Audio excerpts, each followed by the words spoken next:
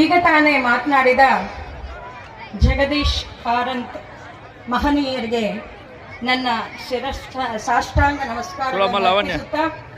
ಗಣ್ಯಾತಿ ಗಣ್ಯರಿಗೂ ಹಾಗೆಯೇ ಸುಂದರ ವದನಾರವಿಂದಗಳಿಂದ ಈ ಭಾರತ ಮಾತೆಯ ಮಕ್ಕಳಾಗಿ ರಾರಾಜಿಸಿರತಕ್ಕಂಥ ನನ್ನ ಮಾತೃಮೂರ್ತಿಗಳಿಗೆ ನಮನವನ್ನು ಸಲ್ಲಿಸುತ್ತಾ, ಹಾಗೆಯೇ ಎಲ್ಲ ಸಹೋದರ ಸಹೋದರಿಯರಿಗೂ ಈ ಒಂದು ರಾಷ್ಟ್ರ ಭಕ್ತರಿಗೂ ನನ್ನ ನಮನಗಳನ್ನು ಹೇಳ್ತಾ, 5 ನಿಮಿಷ ಮಾತ್ರ ನನಗೆ ಮಾತನಾಡೋದಕ್ಕೆ ಅವಕಾಶ ನಾನೇ ಕೇಳ್ಕೊಂಡಿದ್ದೇನೆ.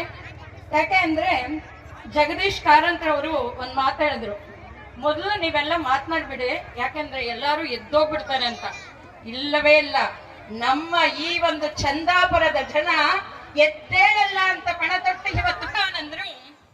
ಅಮೆರಿಕಾದಲ್ಲಿ ಒಬ್ಬ ಮಹಿಳೆ ಹತ್ರ ಹೇಳ್ತಾರೆ, ನಾನಿವತ್ತು